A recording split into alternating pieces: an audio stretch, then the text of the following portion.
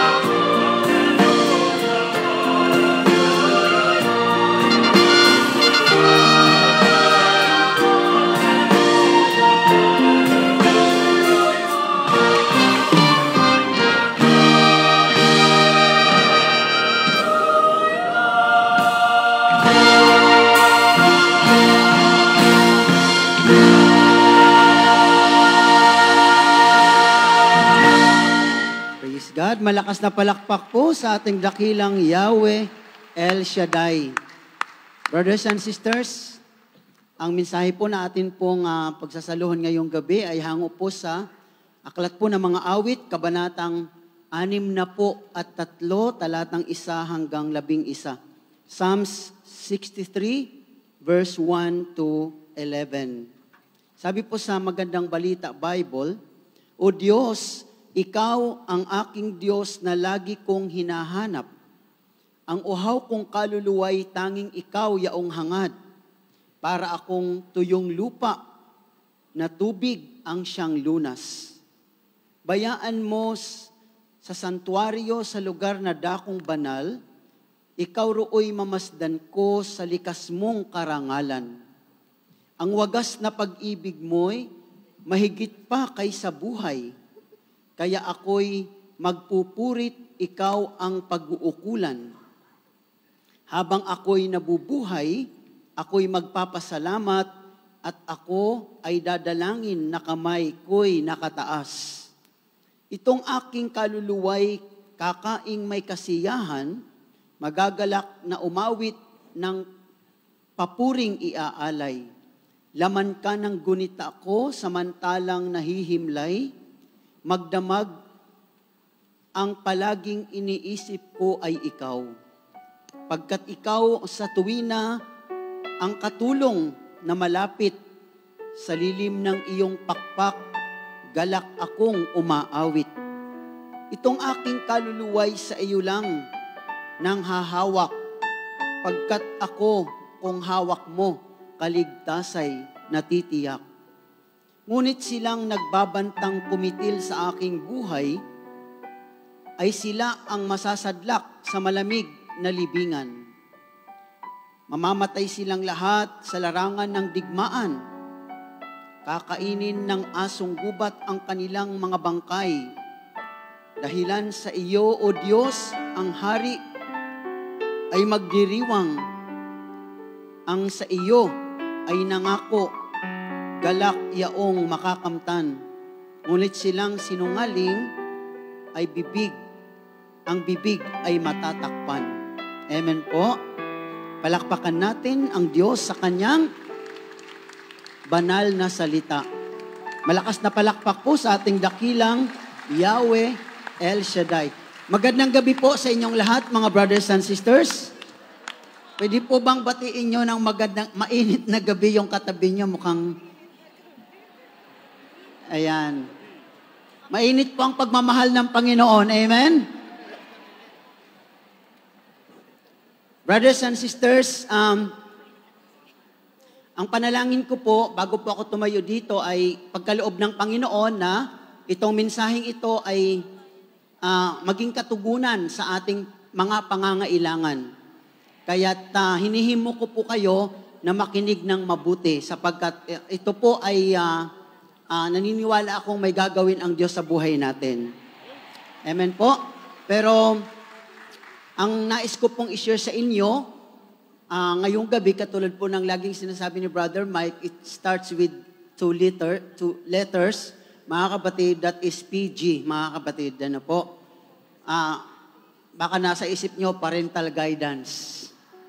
Kung parental guidance po, dapat kasama nyo parents nyo ngayon. Ano po? The letter P starts for pursuit, mga kapatid. And the letter G means God. Ano po? That is the message that I would like to share to you tonight, mga kapatid. At bago po natin pakinggan yan, ay let us worship the Lord. Ano po? Kasama na rin po natin ipapanalangin ang inyong mga prayer request at yung mga bagay po na dala-dala ninyo. Kung masyadong mabigat po ang bag nyo, it's all right. Huwag nyo na pong buhatin para hindi kayo mahirapan. Kung magaan po ang biyanan nyo, pwede nyong itaas. Joke lang po yung part na yon. Ano po? Let us worship the Lord according to the song, mga kabatid, na ang sabi nga po doon sa awit, Here I am waiting. Mga kabatid, ano po? To wait for the Lord is really a very important act of faith that we can make. Amen po?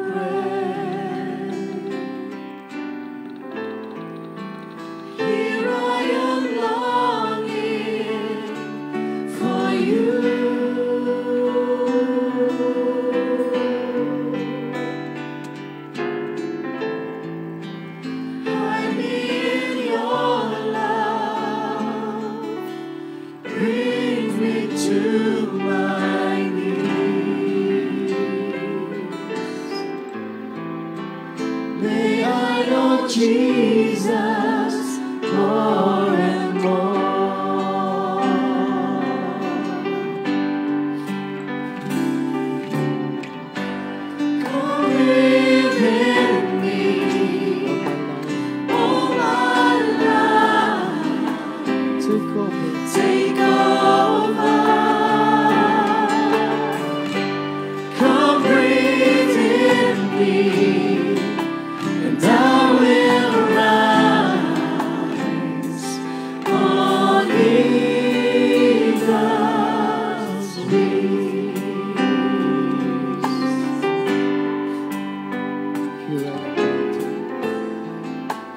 Here I am waiting.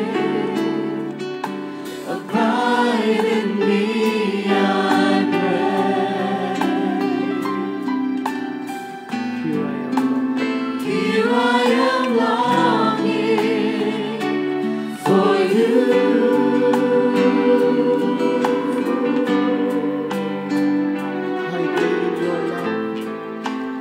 Hide me in your love.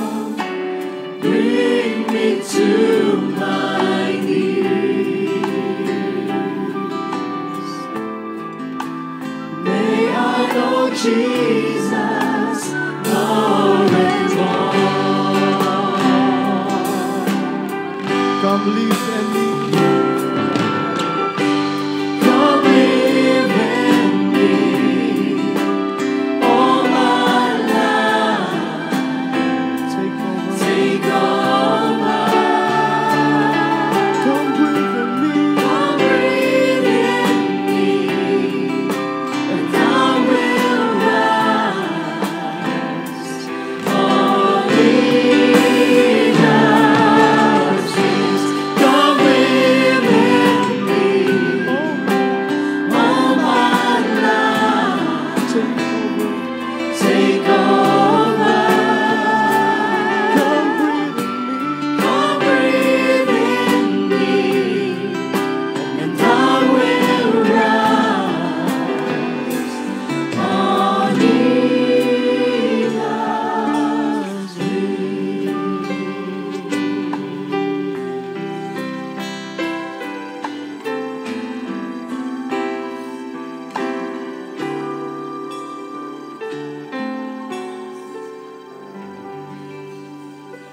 Amen. Amang Banal, salamat po. Nananalig kami ng lahat ng mga prayer request, lahat ng mga daladalahan ng bawat isang narito, Panginoon, at maging ang mga nakikinig sa kanilang mga tahanan or nanonood sila, Panginoon, sa YouTube, ay naniniwala kaming pinagpalaan niyo po. Salamat po in the name of Jesus.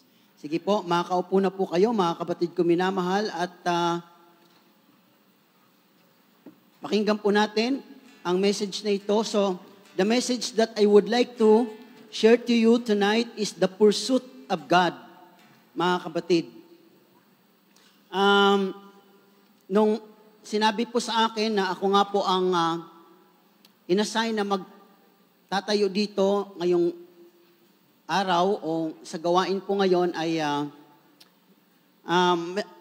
mayroon po akong counting hesitancy sapagkat hindi ko alam kung ano ang sasabihin ko. Kahit na po ako ay matagal ng preacher, pero sa totoo po ay hindi po ako talagang nananangan sa kung ano ang alam ko, mga kapatid. Because what I know, when I speak it here, it might not be a word of God to you, mga kapatid. Kaya ang ginawa ko po ay I prayed and I asked God na kung ano po ba yung gusto niyang i-deliver ko sa gabing ito, mga kapatid. Kaya ngayong gabi po, ako po ang inyong delivery boy, brothers and sisters. And then, God gave me, mga kapatid ko minamahal, this message about the pursuit of God, mga kapatid.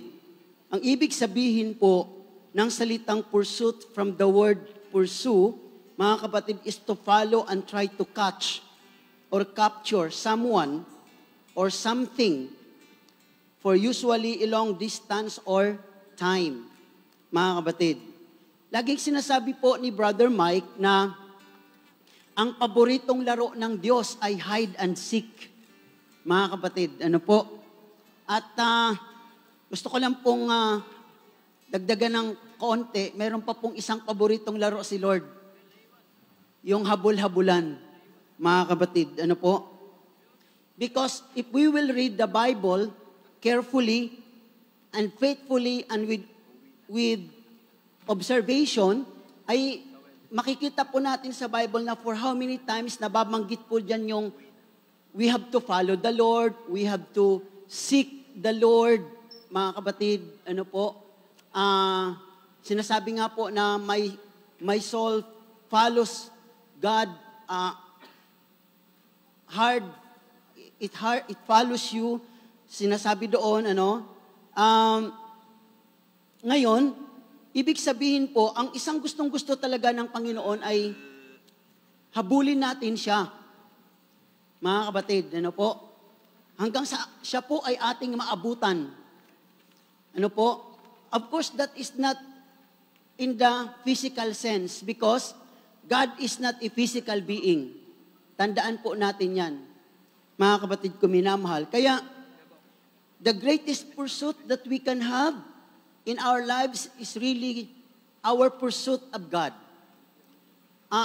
Madalas lang po ay nadadaya tayo kasi dito sa mundo, ang dami nating po pwedeng habulin.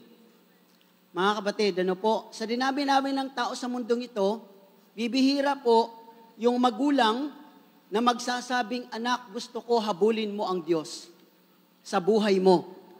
Mga kapatid, ano po? Madalas pinapahabol nga natin sa mga anak natin kung ano yung in. Nung in ang nursing, kumuha ka ng nursing course. Mga kapatid, ano po, kung ano po yung mga mapagkakakitaan kaagad. Yun po agad ang madalas nating nagiging pursuit sa buhay natin. At madalas, nakakalungkot mang isipin, pero madalas ay hindi kasama ang Diyos dyan.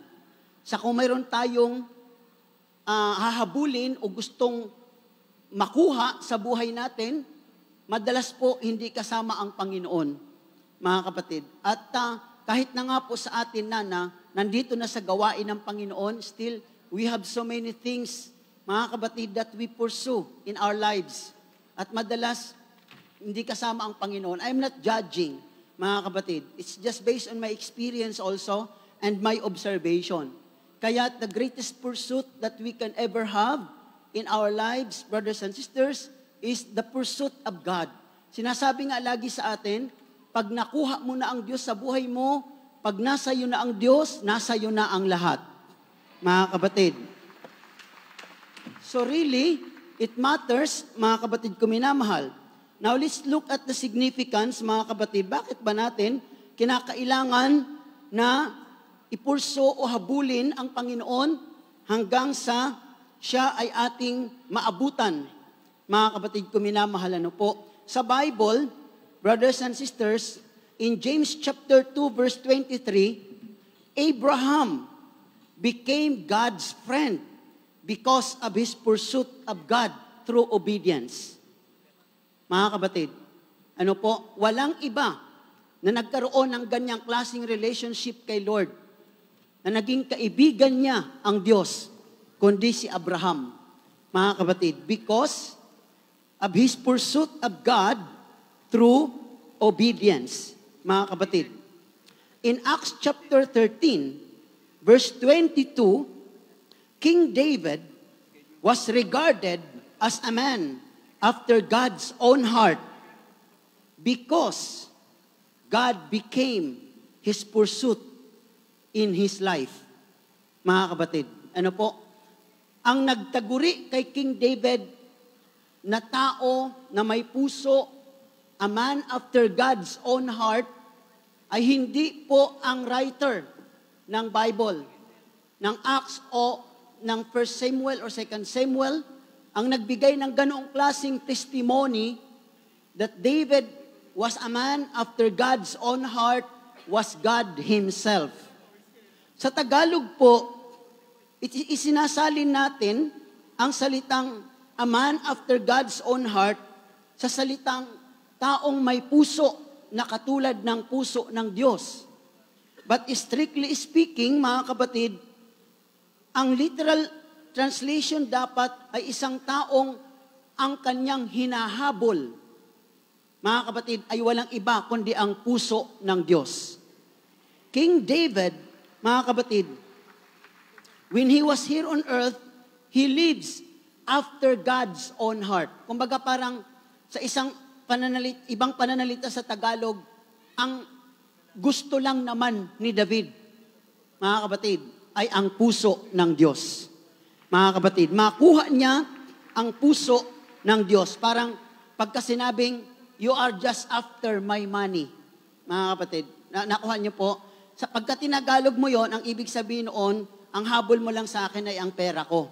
Kaya pagka sinabing you are after God's own heart, ibig sabihin, ang habol mo, ang gusto mo ay ang puso ng Panginoon. That was why he was regarded as a man after God's own heart, mga kapatid. Ano po? While King Saul was a man after his own will, mga kapatid, kasi ipinalit ng Diyos si David kay Saul because he was a man, mga kapatid, in contradiction to David. While David was a man after God's own heart, King Saul was a man after his own will. After his own heart, after his own desire. Kaya pinalitan siya ng Panginoon at natagpuan niya si David, mga kapatid, bilang isang tao na ang ninanasa sa buhay ay walang iba kundi ang Diyos. Mga kapatid. Now, in John chapter 19, verse 26 to 27, nung si Jesus po ay nakabayubay sa krus, mga kapatid ko minamahal, John, the beloved apostles, or the beloved apostle, gained Jesus' full trust by entrusting his mother to him because he followed Jesus even to the cross. Mga kapatid, sa lahat ng 12 alagad ng Panginoong Hesukristo, ang sumama lang kay Jesus hanggang doon sa paanan ng cross ay walang iba, kundi si John the Beloved, brothers and sisters. Habang yung iba ay nagtakbuhan at nagkanya-kanyang takas, maging si San Pedro na nangako na Lord over my dead body, mga kapatid, ay kasamang tumakas. But John was a different man, mga kapatid. He followed Jesus, mga kapatid, hanggang sa cross. Sinundan niya doon ang Panginoon. Kaya nung si Jesus Christ ay naghihingalo sa cross, wala siyang ibang mapagkakatiwalaan, kundi si Juan. At ipinagkatiwala niya ang nanay niya, si Mama Mary kay John, mga kapatid, sapagkat wala namang iba ng alagad na nandoon, mga kapatid. Kaya ang lesson dito, if we want God to trust us, we must really pursue Him in our lives, na hindi tayo dapat matakot, maging ang kapalit man nito ay ang buhay natin. Mga kapatid, kasi marami po, kahit sa mga Kristiyano, handang mabuhay kay Kristo, pero hindi sila handang mamatay para sa Panginoon. That is in contradiction when it comes to discipleship, mga kapatid. Now, in Galatians chapter 1, verse 16 and 17, mababasa natin ang testimony ni San Pablo about his pursuit of God, mga kapatid. And in Philippians chapter 3, verse 7 to 8, mga kapatid ko minamahal, in Galatians chapter 1, verse 16 to 17, nung tinawag po ng Diyos si San Pablo, hindi siya agad pumunta sa mga apostol sa Jerusalem. Pumunta siya sa Arabia. Mga kapatid ko minamahal, within 2 years, Saint Paul become an ascetic, mga kapatid ko minamahal. Tingnan nyo na lang po sa dictionary ang ibig sabihin ng ascetic, makikita nyo po yun. Mga kapatid ko, anong ibig sabihin? Kasama na po dyan yung kanyang pagpursu kay Lord. Brothers and sisters, he became an ascetic servant of God, mga kapatid ko minamahal, at his only pursuit in life was the Lord Jesus Christ. Kaya kung babasahin natin ang Philippians chapter 3 verse 7 to 8, ang sabi, but what things were gained to me, this I have counted loss for Christ. Lahat ng mga bagay na pakinabang sa akin ay ibinilang kong kawalan para kay Kristo. Yet indeed, I also count all things lost for the excellence of the knowledge of Christ Jesus my Lord, for whom I have suffered the loss of all things and count them all rubbish, that I may gain Christ. Tingnan niyo po ang taong ito. Lahat ng bagay na mayroon siya ay basura, kapalit ng pinakamahalaga. At yun ay walang iba, kundi ang makamtan niya ang Panginoong Jesucristo sa kanyang buhay. And be found in Him, ang sabi niya, not having my own righteousness, which is from the law, but that which is through faith in Christ, the righteousness which is from God by faith. Mga kapatid ko, minamahal sa Panginoon. Now, in John chapter 4, verse 34, this is about Jesus. Nung inalok po siya ng mga alagad, ang sabi niya, Panginoon, Guro, kumain na po kayo. Ang sabi ng Panginoon, may pagkain akong hindi nyo nalalaman. Ang sabi ng Panginoon, brothers and sisters, sa John chapter 4, verse 34, Jesus said to them, my food is to do the will of Him who sent me and to finish His work. When Jesus Christ in His incarnated life, when He was here on earth as a human being, He has only one pursuit in life, mga kapatid, and that was the will of His Father. Kung mayroon po siyang isang hinahabol-habol sa kanyang buhay, walang iba kundi ang kalooban ng kanyang Ama, mga kapatid. At matapos niya ang ipinagagawa ng kanyang Ama.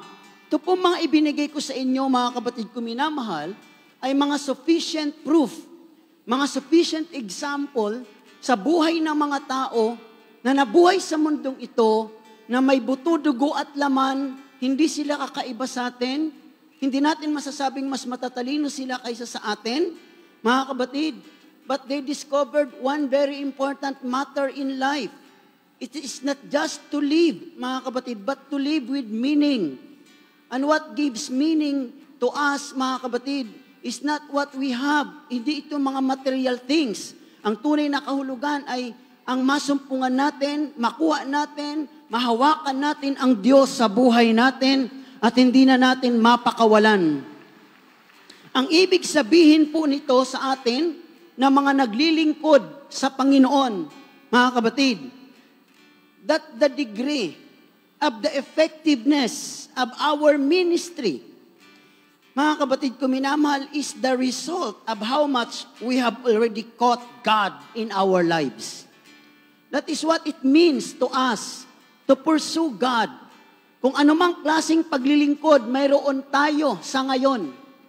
Mga kapatid, yung ating effectiveness na yan, kung anumang degree ng effectiveness natin mayroon tayo sa ating paglilingkod, whatever kind of ministry we have, that God gave us, yan po ay result of how much we have already caught God in our lives. Mga kapatid, let me give you another example. Naalala niyo po yung babaeng 12 years na may blood flow. Diba? Sa kwento ng gospel ni Mark, ni Matthew, mga kapatid, at ni Lucas. Itong babaeng ito, mayroon po siyang blood flow within 12 years, yun ang kanyang sakit. At nagpagamot na siya kung kani-kaninong doktor, naubos na lahat ng kanyang pera, pero hindi siya gumaling. But one day, this woman heard about Jesus, the healer. And what did she do, mga kapatid ko minamahal? She pursued Jesus. Hindi niya inalintana ang kanyang sakit. Kung iintindihin niya ang kanyang sakit, mamamatay siya sa sakit na yon. Pero hinabol niya ang Panginoon. Pinuntahan niya kung nasaan ang Panginoon.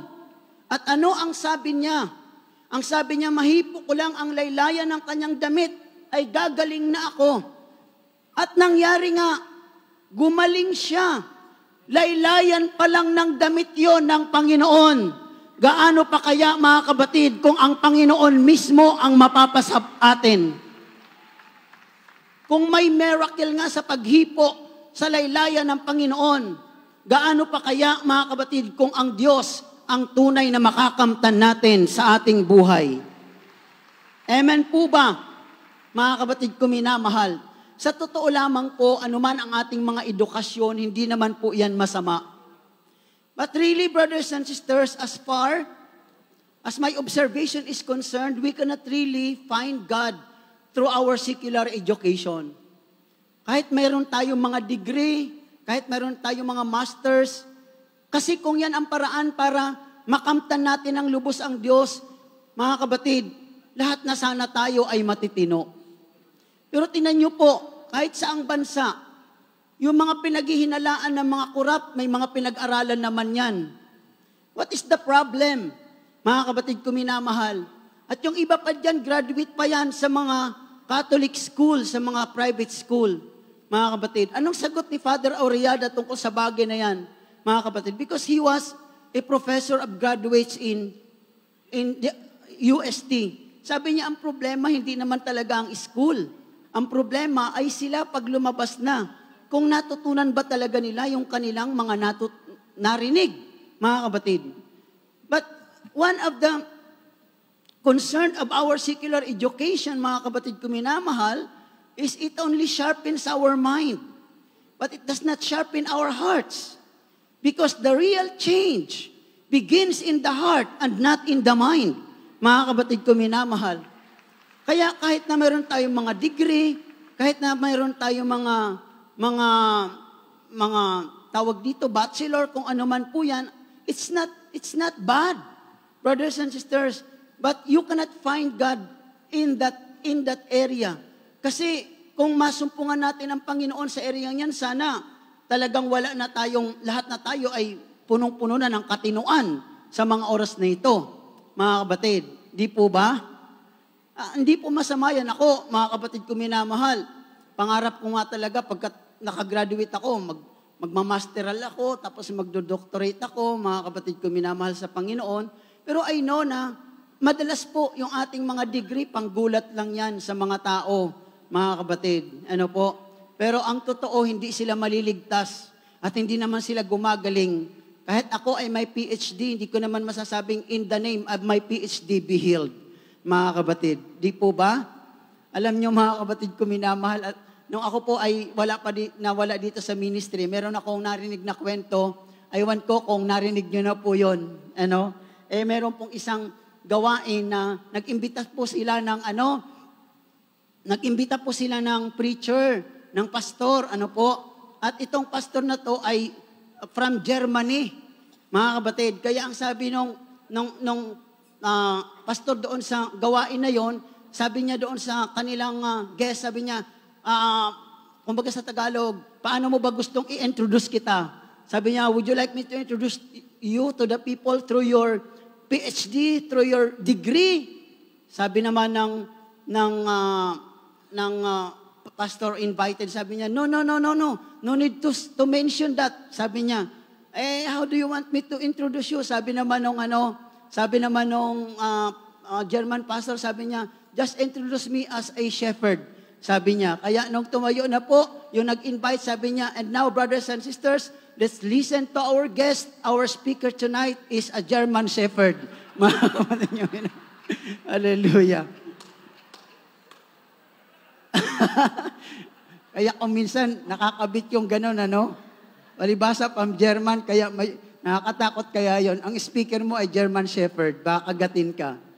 Tapos, mayroon namang mga preachers medyo na-intimidate sila dito sa mga mga preachers na may mga degree. Sabi niya, yung may mga degree na yan, ang sabi nung nag-uusap-usap ng mga preachers, sabi niya, alam mo ba kung anong ibig sabihin ng PhD? Sabi niya, ang ibig sabihin ng PhD, puro hangin ang dala niyan. Sabi. Tapos, sabi naman ng isa, hindi lang yun.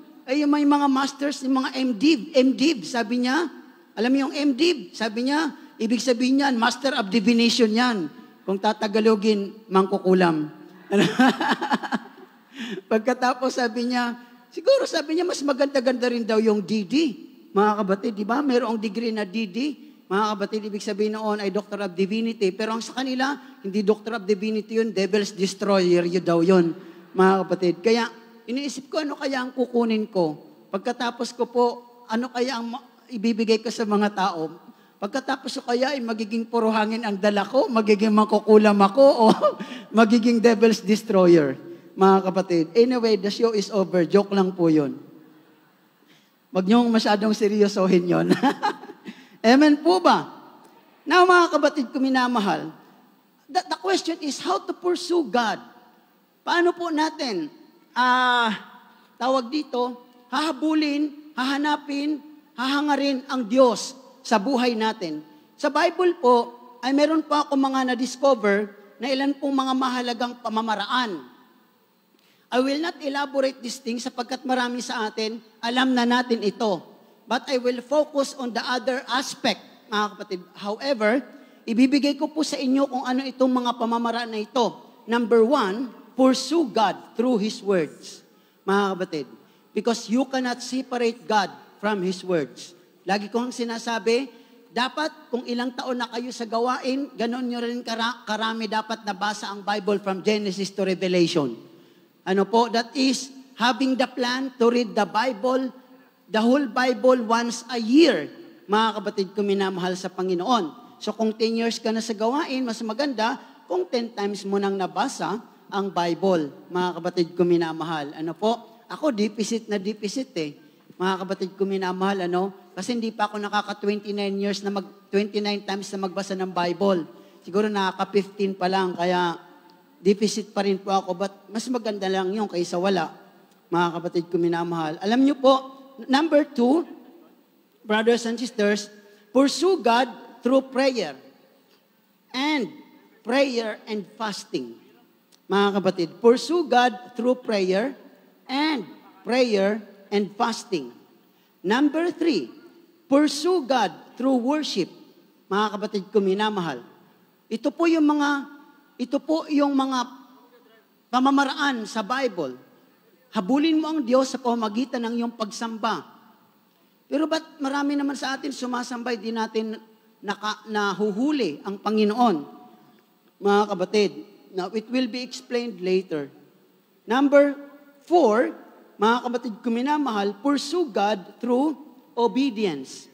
That's what Abraham did. When he was called by God, it starts the relationship. At anong ginawa ng Panginoon? Anong ginawa ni Abraham? He pursued God by leaving what he has in his own place. At pumunta siya doon sa lugar na hindi niya alam, na pinapapuntahan sa kanya ng Panginoon in obedience to God's command, mga kapatid. Kaya, ang paghabol sa Panginoon ay sa pamamagitan din ng pagsunod. Kung masuwayin tayo at matigas ang ulo natin, mga kapatid, it will be very impossible for us to catch God, mga kapatid, or to find God in our lives. Brothers and sisters, ano po? At meron po akong ikukwento mamaya. So, number 5, pursue God through self-denial. That is a very profound statement in the Bible, mga kapatid, in Mark chapter 8, verse 34. Pursue God through self-denial. It is either you will choose yourself or you will choose Jesus. Yan po ang isang malaking accountability at responsibility sa pagiging isang tao. Mga kapatid, tanungin mo nga ang katabi mo kung tao ka ba.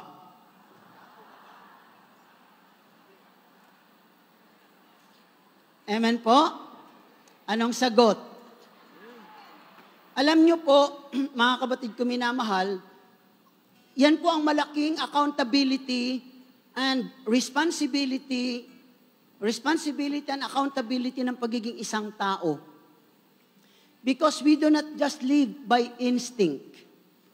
We live, mga kapatid ko minamahal, more than that. Kasi meron tayong free will. Mga kapatid, kumbaga, we are capable to make choices in life. Kaya po, tayo tao. Mga kapatid, hindi po tayo robot, kundi mga tao tayo, pwede tayong mamili. Kaya po pwede nating piliin, mamili tayo sa Diyos at sa sarili natin. Those are choices, mga kapatid. And of course, kung ano man ang pipiliin natin, ay di yun ang mapapasa atin. Pag pinili ko ang sarili ko, hindi ko makukuha ang Diyos. Kung pipiliin ko naman ang Diyos, kailangan naman i-deny ko sarili ko. Lahat ng mga bagay na pwedeng magpasaya sa akin, sa makamundo at mga pamamaraang hindi galing sa Diyos, dapat I have to deny myself about these things. Kaya it's the choice between whom you will choose, God or yourself. If you will pursue yourself, siyempre, iiwanan natin ang Panginoon. Amen po? Ang ating pong katuwiran, paano na ako pag iniwan ko ang Panginoon? Alam niyo po, may provision ng Bible, you can find your life in Christ Jesus and not in yourself. If you really want life, you can find it by choosing yourself. You can't find it by pursuing yourself. You can only find it in Christ Jesus. Kaya nga, pag nasa iyo ang Panginoon, nasa iyo ang buhay na kailangan mo. Amen po ba, mga kapatid? Alam nyo, kaya nga, uulitin ko, brothers and sisters, you can pursue God through His words. That's what King David said. Pursue God through His words, mga kapatid, at pursue God through prayer and fasting. That's what Jesus did. And the other servants of God in the Bible. Kaya madalas lang sa atin, wala nang prayer and fasting, prayer and eating na lang. Mga kapatid, ano po? Kaya ako minsan, di ko alam kung anong gagawin ko. Brothers and sisters, ano? Kasi ang daming pagkain sa mga prayer meeting, lalo na pag anniversary. Magagalit sila pagka hindi kakain. At gusto pa nilang ubusin ko ang kanilang inihanda, mga kapatid. At ngayon, pursue God through prayer and fasting. Pursue God through worship, mga kapatid. Pero maraming sumasamba kay Lord, mga kapatid. Hindi nila nakukuha si Lord. Pero si Maria, nakuha niya ang Panginoon sa kanyang pagsamba kay Jesus. Amen? Kaya si Maria, wala siyang kabalisahan. Si Martha, hindi niya nakuha si Lord, kaya punong-puno siya ng kabalisahan. Kaya pag punong-puno kayo ng kabalisahan, ibig sabihin ninyo pa nakukuha si Lord sa buhay nyo. Kasi dapat wala na yan sa buhay natin once we catch God in our lives. Amen po ba? Now, pursue God through self-denial. Mga kapatid ko minamahal. Amen po ba? So makikita po natin ang mga katotohanan ito. For example na lang, mga kapatid, bibigyan ko kayo ng kwento tungkol sa kung gaano ka importante yung makuha natin ang Panginoon, masumpungan natin ang Diyos, mapa sa atin si Lord through His words and even through worship. Meron pa akong narinig na isang kwento nung amatin ako ng isang conference. Meron pong isang Nigerian, mga kapatid, na memorize niya ang Bible from Genesis to Revelation in 4 different translations. Mga kapatid. And that is from Genesis to Revelation. Wala nang ginawa yung taong yung kundi talaga magmemorya. As in, memorize na kaya niyang i-recite. Mga kapatid, kung ano ang sinasabi doon sa Genesis, doon sa mga part na yun ng Bible, at nagkaroon siya ng kaibigan dito sa Pilipinas na isa ring preacher. So nagbigayan sila ng contact number. Ang problema, mga kapatid ko minamahal, itong Nigerian na to, nung bumalik siya sa Nigeria, siya po ay naiwala niya yung kanyang cellphone. So hindi niya na na-recover yung number nung kaibigan niyang preacher dito sa Pilipinas. Mga kapatid. So, ang nangyari, isang gabi, tinawagan niya itong kaibigan niyang preacher. Mga kapatid, dito sa Pilipinas, mga 12:00 ng hating gabi. So, sinagot nung preacher dito sa Pilipinas. Sabi niya, nagpakilala siya. Sabi niya, I lost your number. Ang sabi niya, if you lost my number, sabi niya, how did you able to call me now? Ang sabi po ng preacher, dito sa Pilipinas, alam niyo ang sabi nitong preacher sa Nigeria, sabi niya, I asked the Lord, and He gave me your number. When I dialed it, exactly ito ngang numerong ito, kaya kita nakontak. Yung preacher na nandito sa Pilipinas, napatalon, mga kapatid ko minamahal, sa kanyang higaan. Iniisip-isip ko lang habang nagkukwento itong taong ito, Paano nga namang hindi bibigyan ng Panginoon kahit hingiin yan? Ikaw ba naman, memoryahin mo lahat ng sasabihin sa'yo ng magulang mo? Siguro kahit anong hingiin niya, hingiin mo, ibibigay sa'yo. Amen po ba? That is how we can catch God through His words. Mga kapatid, mayroon namang isang conference na naganap sa Taiwan. Brothers and sisters, nung itong preacher na to, nagkukwento po siya, nung pagdating niya doon sa afternoon session, ay praise and worship, nagkakantahan, nagsasayawan. At mayroong isang Taiwanese na babae na nandoon sa may medyo gitna ng conference room na yon, at talagang ang galing niyang sumayaw. Talagang alam niyo, pag nag-worship siya kay Lord through dancing, mga kapatid, habang kumakanta yung mga choir, talagang bigay na bigay. Kaya sabi nitong preacher na to, hangang-hanga siya doon sa babaeng ito. Sabi niya, pagpunta ko, pagbalik ko sa lugar ko, ituturo ko sa mga kapatiran ko, sa mga dumadalo sa gawain namin, itong kung paanong mag-worship katulad ng babaeng ito. Suddenly, mga kapatid, while this preacher was thinking that way, the Lord Jesus Christ appeared. Nagkaroon po siya ng open vision. Jesus Christ appeared while the praise and worship was ongoing. At naglakad ang Panginoon sa island, papunta doon sa babae na hinahangaan nitong preacher na to, mga kapatid. At nung nandoon na, ang Panginoon sa harap ng babae, dinukot ni Jesus yung puso ng babae. Inilabas. Vision yun Dinukot ni Jesus yung puso ng babae, inilabas at nandoon sa kanyang kamay at ipinakita doon sa preacher, itim na itim yung puso ng babae. Mga kapatid. At ang sabi po ni Jesus sa kanya, sabi ni Jesus doon sa preacher, sabihin mo sa kanya na ito ang kulay ng puso niya. Okay? Ibig sabihin, the worship really is not acceptable because the heart was black. Sinabi po ng preacher doon sa babae, ang kagandahan po doon sa babaeng ito, inamin niya na maskara niya lang ang pagsamba sa Panginoon. Alam niyo mga kapatid, po pwedeng ganyan. Maging maskara lang natin ang paglilingkod natin. Maging maskara lang natin ang pagsamba natin kay Lord. Pero siyempre, ang totoong nakakaalam ay walang iba kundi ang Diyos. Nung nasa PICC pa ang gawain ito, may lumapit sa akin isang malaking mama. Mga kapatid, overnight yun, umiiyak siya sa akin. Hindi ko na matandaan yun. Kanyang itsura, pero mas matangkad siya sa akin. At umiiyak siya, sabi niya, Brother Rico, please pray for me. Anong gagawin ko? Sabi ko, ano bang problema niyo, Brad? Ang sabi niya, kasi ang naglilingkod ako sa simbahan bilang sakristan. Sabi ko, naglilingkod pala kayo, di wala kayong problema. Sabi niya, yun nga kasi masyado ako nakukonsensya, ang sabi niya. Kasi ang totoo, pagkatapos kong gumanap sa aking paglilingkod, ay iba't ibang lalaki ang kasama ko. Mga kapatid, so, siya po'y lalaki. Ano po? And he was in that kind of life. So in that case, brothers and sisters, the ministry is just a mask. Mga kapatid, we cannot find God in that way. Amen po ba?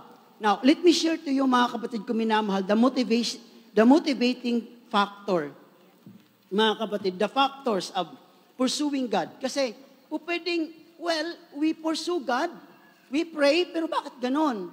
Mga kapatid, parang hindi tayo ganoon ka-effective. One motivating factor of tawag dito, our pursuit of God is in Mark chapter 8, verse 34. Ang sabi ng Panginoon, anyone who desires to follow me, mga kapatid, ang sabi po sa English version, whoever desires to come after me, let him deny himself, take up his cross, and follow me.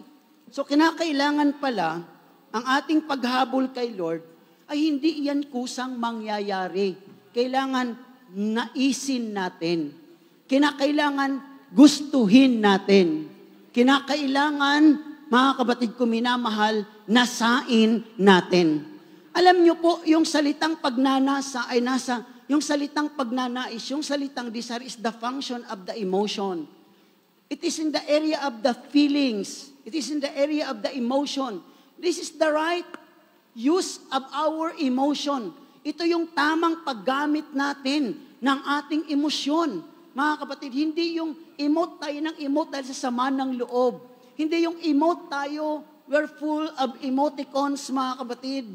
Dahil sa mga galit, sama ng loob, mga tampo, mga kung ano-ano, mga pagdaramdam, brothers and sisters, na kahit na naglilingkod na tayo sa Panginoon, napakamaramdamin pa din natin.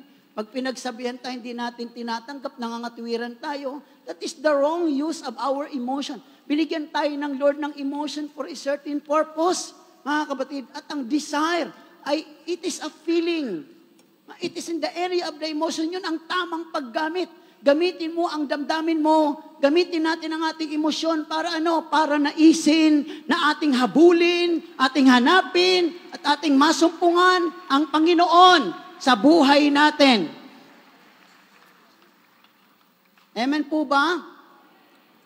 Alam niyo po, mga kapatid ko minamahal sa Panginoon, kapag hinabol mo ang Panginoon, katulad ng mga pangyayari sa Bible, it will make a difference in your life.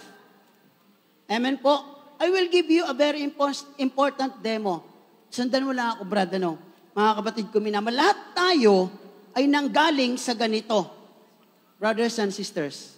Hindi naman tayo lahat nandoon sa stage agad. Di po ba, mga kapatid ko minamahal sa Panginoon? Saan tayo nagsimula? Nagsimula tayo dito. Amen po? Nagsimula tayo dito, nakikinig tayo, mga kapatid. Pero kung sa katulad ko, kung papaano ka dadalhin ng Panginoon doon, it will be a different matter.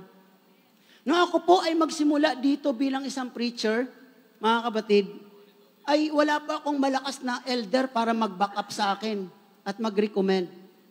Alam niyo po, si Brother Manny Turingan, nasa langit na po siya ngayon. Siya po yung nag-interview sa akin, hinihingian niya ako ng NBI clearance at police clearance para ako po ay matanggap bilang isang volunteer preacher. Tumango-tango lang ako, kaya lang sabi ko magastos yun Wala pa akong pera at that time. Pero napansin ko yung ibang mga nare-recommend ng mga elders, di naman hinihingian ng police clearance. Bakit ako hinihingian? Kasi wala akong backer, mga kapatid at that time. Di naman ako nagalit kay Brother Manny kasi later on, naging close friend din kami dito sa ministry. But just to tell you, mga kapatid, pagkatapos, na ako'y nagsisimula ng volunteer preachers, mga kapatid ko minamahal, minsan isang hapon, nagmamap ako dyan sa 4th floor, sa Amor Solo. May mga sister na dumating from Pasay, naghahanap sila ng preacher na magtotok sa kanilang prayer meeting. Walang ibang tao kundi ako. Mga kapatid, ako'y naka-t-shirt, at nakamaong, naka-topsider ng sapatos, di wala na silang makita. Ibinilontaryo ko ang sarili ko. Sabi ko, kung gusto nyo po, ako na lang po ang magtutok sa prayer meeting nyo. Tinignan po nila akong mula ulo hanggang paa. At pagkatapos po, ako ay kanilang tinalikdan. I was nobody. Totoo po yan, mga kapatid. Every one of us starts here. Mga kapatid, but when we begin to pursue God, hindi ko sinasabi magiging preacher kayo lahat. But when we begin to make God our pursuit, it will be a different matter. If we will desire for that, mga kapatid, unless lang, mga kapatid ko minamahal, na may sarili tayong mundo. But if we will make God our world, it will be a different matter to us. Alam nyo, di ba? Kung ang Diyos ang mundo natin, iba ang magiging takbo ng buhay natin. Amen po. Kaya it's either your world is your own life or God will become your world according to the desire of your hearts. Pwede na ba yung choir? Mga kapatid. Are you prepared for that? Kung hindi, lalampasan na lang natin. Okay, sige. Mga kapatid ko minamahal. Sabi nga po ng awiting ito, sa mga taong nagnanasa na masumpungan nila ang Diyos sa kanilang buhay, ay mas maganda kung ang Diyos ang magiging mundo natin.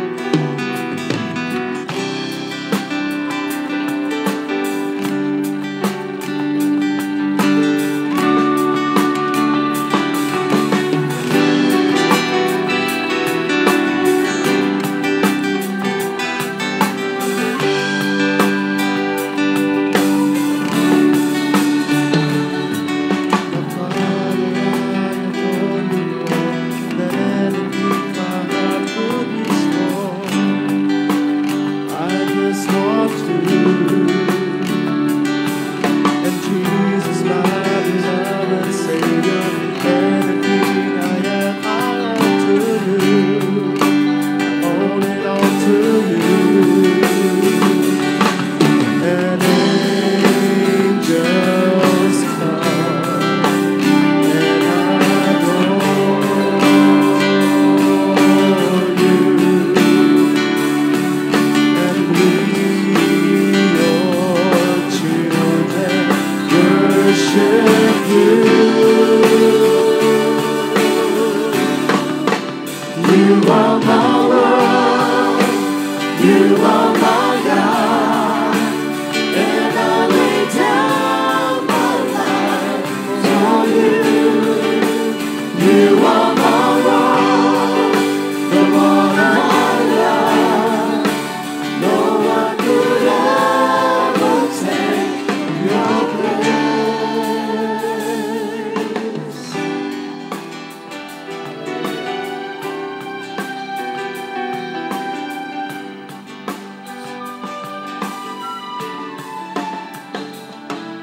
And everything I have I give to you, my Lord, the one I live for. I live for you. And all my days are give from you. I pray I use them as you walk me through. Use them for you. Angels come. And angels come.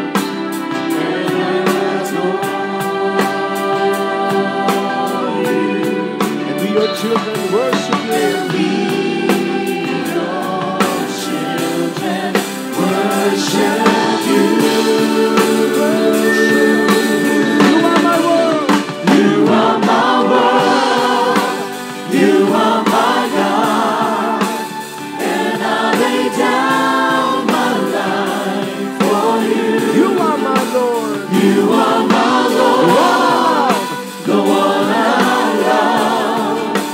No one could ever take your place. You are my world. You are my world. You are my God. And I lay down my life for you. You are my Lord. You are my Lord. The one I love.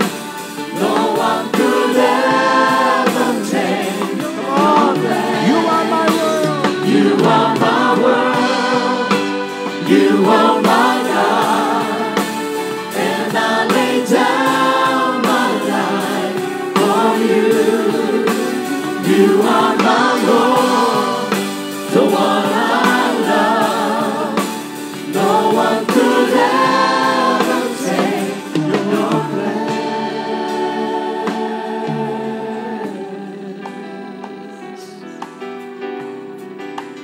Amen. Palakpakan natin ang ating dakilang Yahweh, El Shaddai. The second motivating factor of pursuing God is our faith in Him. Ang sabi sa Hebrews chapter 11 verse 6, "But without faith it is impossible to please Him. For he who comes to God must believe that He is, and that He is a rewarder of those who diligently seek Him." Mga kapatid ko minamahal, ang isang halimbawa na sinabi dito sa Hebrews chapter 11, walang iba kundi si Enoch. Sabi sa verse 5 ng Hebrews chapter 11, "By faith Enoch was taken away so that he did not see death, and was not found because God had taken him. For before he was taken, he had this testimony that he pleased God." At ang sabi po mga kapatid, but without faith, it is impossible to please God. Mga kapatid, pag tumayo tayo sa ating pananampalataya, at yung pananampalatayang yan ay gamitin natin para habulin at hanapin ang Panginoon, tatayo din ang Panginoon at dadalhin niya tayo doon sa kung saan man niya tayo ibig dalhin. Amen po ba? Brothers and sisters, sa akin pong personal na karanasan, ang tangi lang po talagang hangarin ko ay mag-serve lang kay Lord. Mga kapatid ko minamahal. Ano po? So, kapag hinanap natin ang Panginoon ng may pananampalataya, Pag hinabol natin ang Panginoon na may pananampalataya, siyang bahala sa atin. Dadalhin ka niya doon sa gusto niyang pagdalhan sa iyo. Maaaring yung pagdadalhan sa atin ng Panginoon ay wala yun sa ating pangarap o panaginip. Nung ako po'y bata pa, hindi ko po pinangarap na maging preacher na ganito. Wala po, ang Diyos ay hindi kasama sa pangarap ko. Sa totoo po, at alam ko hindi ako nag-iisa sa ganyan. Marami po sa atin, may mga kanya-kanya tayong gustong maabot at marating sa buhay, pero isa doon ay hindi kasama ang Diyos. At isa ako doon sa ganon.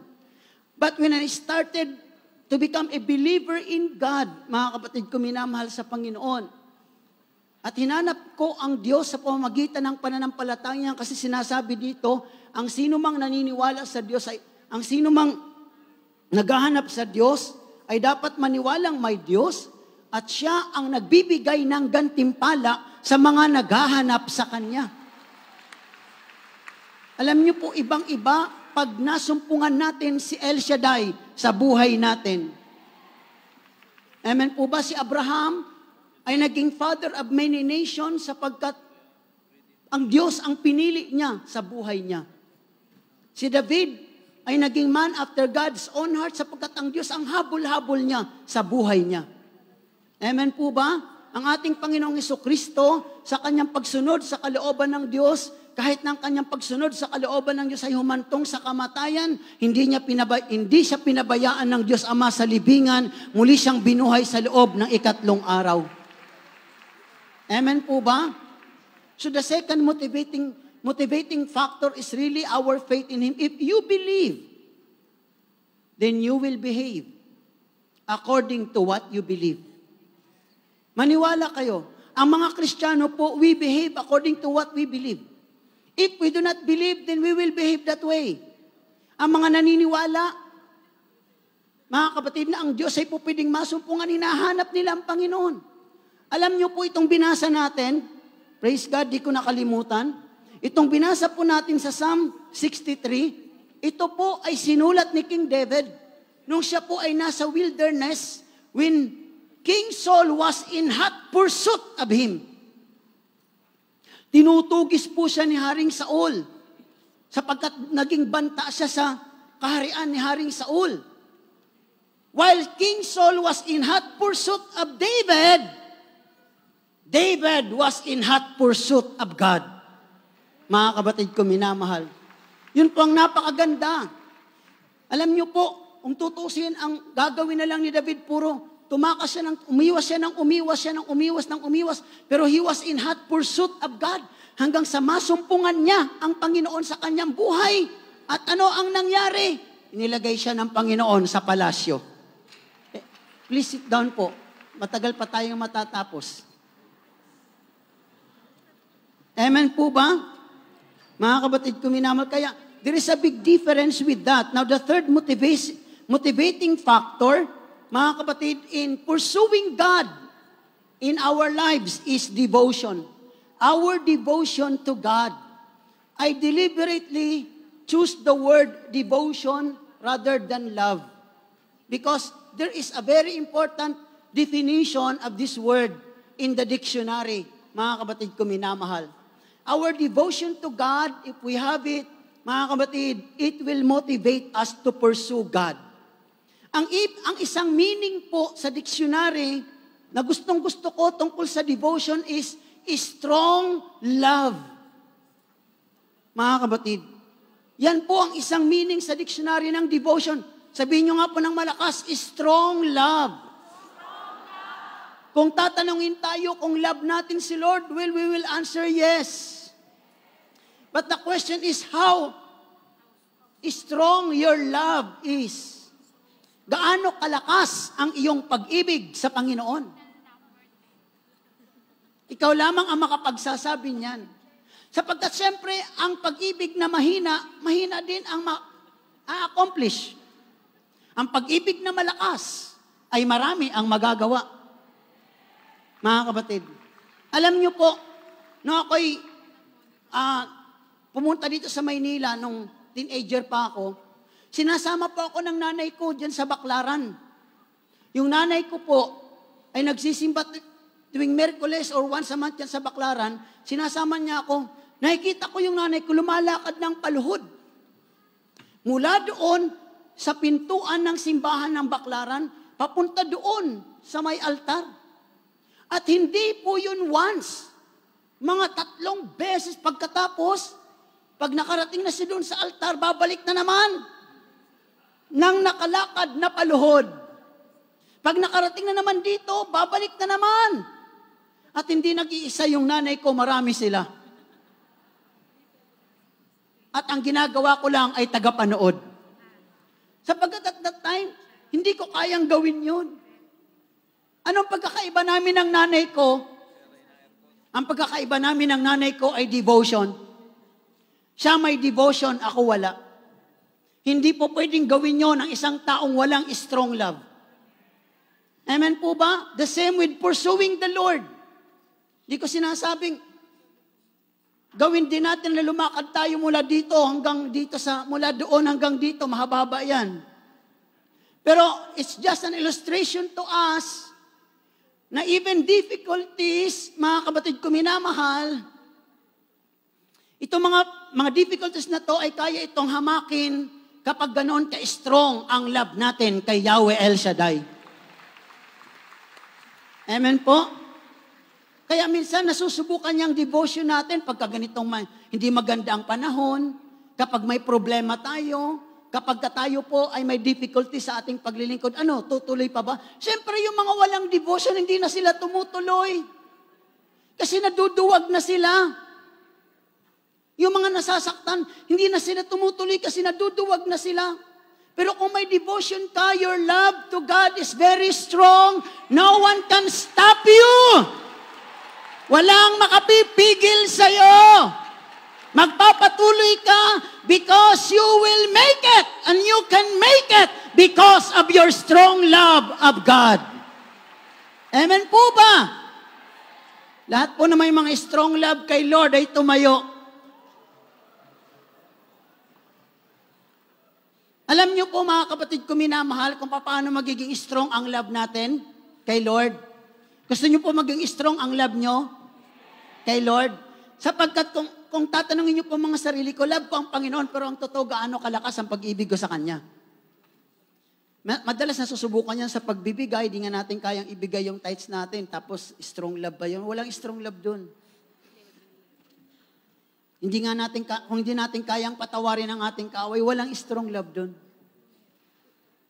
Amen po? Kung hindi natin kayang i-give up yung mga mali nating relationship, walang strong love dun. Magagawa lang yan ng mga taong may devotion kay Lord. Okay. Ito po ang pinaka-the best definition ng love na na-discover ko, mga kapatid. And if you will take this seriously, matutulungan kayo nito para maging strong ang love nyo kay Lord. Mga kapatid, love is selfless. Okay? If it is not selfless, then it is not love. Amen po? Second, love is a decision. Okay. How it is a decision? Paano naging decision ang pag-ibig? Natingin kayo sa akin. Tandaan nyo, ang pag-ibig na yan, bigay ng Diyos yan sa atin. Kapag binigyan ka ng regalo, laging may kasamang responsibility yan. Diba, binigyan kita ng smartphone, for example. Siyempre, ikaw na maglulod niyan. Responsibilidad mong i-charge yan pag naubusan ng battery. Diba? Hindi na yan responsibilidad na nagbigay. Kaya may responsibility ka. Yung pag-ibig ng Diyos na ibinigay sa'yo, ikaw ang magpapasya niyan. Anong gagawin mo dyan? Ang pananampalatayang ibinigay ng Diyos sa'yo, ikaw ang magpapasya niyan. Anong gagawin mo dyan? That is why, mga kapatid, sinasabing love is not a feeling because that is not how it is in the Word of God. Mga kapatid, it is a decision. It is selfless. Kaya ang bottom line ng kahinaan natin ay selfishness. The opposite of love is not hatred.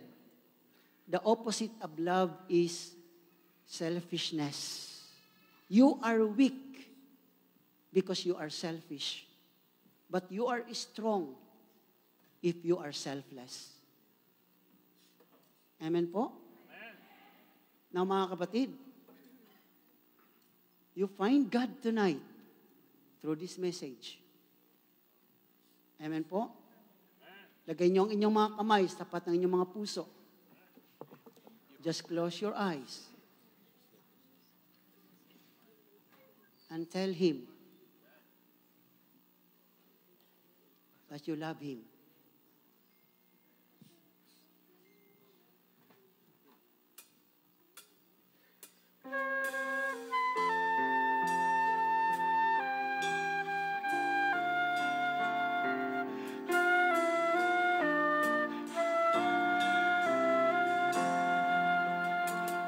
Just let me say how much I love you.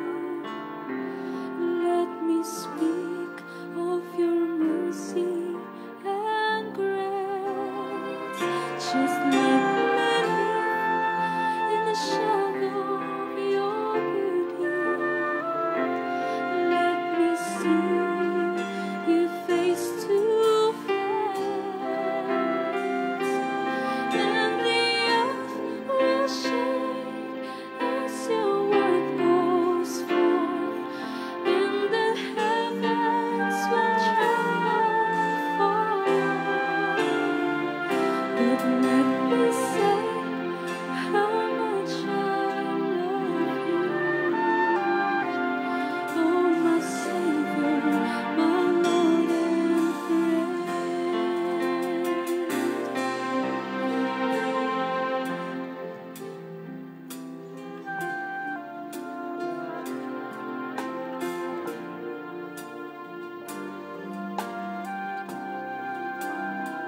Just let me hear your finest whispers as you gently call my name, and let me see your power and your glory. Let me feel your spirit's flame, and before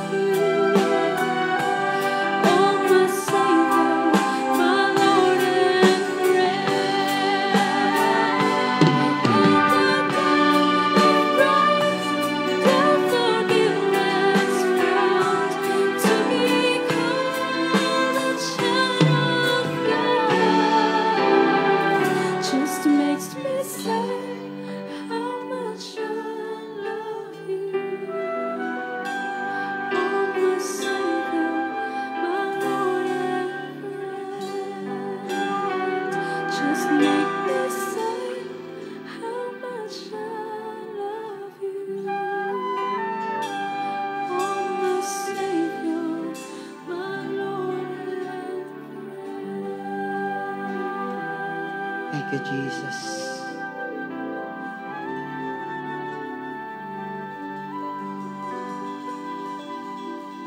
Brothers and sisters, ano man ang pinagdadaanan natin, ano man ang pinagdadaanan nyo, ano man ang inyo pong mga difficulties at the moment, ano man po ang inyong mga nararanasan, ano man po ang inyong mga pains, ano man po yung mga problems, whatever it is, you have to make up your mind tonight. Do not let these situations put you down. Make the decision tonight. Make God your hot pursuit in life. Like King David, ang Diyos ang habulin mo, kapatid. Ang Diyos ang hanapin mo at habulin mo hanggang sa mahawakan mo siya. At lahat ay magkakaroon ng solusyon. Lahat ay mababaliktad sa buhay mo. Father God, tonight we pray, give us the grace to put this message into practice. Give us the grace, Father God, to make you our hot pursuit in life. Na kayo po, Panginoon, ang amin pong hangarin sa buhay namin. Nasain, namapa sa amin. Sapagkat kung kayo ang nasa amin, Panginoon, anuman ang aming mga kinakaharap, lahat ng ito ay magkakaroon ng himala mula sa inyo. Thank you, Father God, in the name of the Lord Jesus. Taas niyo po ang inyong kamay. Kung mayroon kayong mga personal petitions, sabihin niyo po sa mga oras na ito, buksan niyo po ang inyong bibig kung anong gusto niyo na ibigay sa inyo ng Panginoon. Sapagkat sinabi niya sa kanyang banal na salita, ask and you shall receive. Humingi ka at ikaw ay kanyang bibigyan. Kaya kung gusto niyo pong tumanggap ngayong gabi, wag po kayong manalangin sa isip. Sabihin niyo, because that is an act of faith. Mga kapatid, if you will say it, if you will speak it out, you are putting your faith into action at diyan kakakatagpuin ng Panginoon. Kung pera po ang kailangan nyo, sabihin nyo kung magkano. Kailangan sabihin nyo yung specific amount. Huwag kayong matakot, maniwala lang kayo, ibibigay ng Panginoon. Kung ano man po ang inyong kailangan, sabihin nyo po, at yun ang tutugunin ng Diyos ngayong gabi. Amang Banal, maraming pong salamat. Naniniwala po kami, ayon sa sinabi niyo sa Mark 11, verse 24, most assuredly I say to you, whatever you ask when you pray, believe that you receive them and you will have them. Kaya't naniniwala po kami, lahat ng aming prayers ngayong gabi ay natanggap na namin ang katugunan. At ito ay nasa amin na. In Jesus' name, sa ngalan ng Ama, ng Anak, ng Espiritu Santo. Amen. God bless po and good night.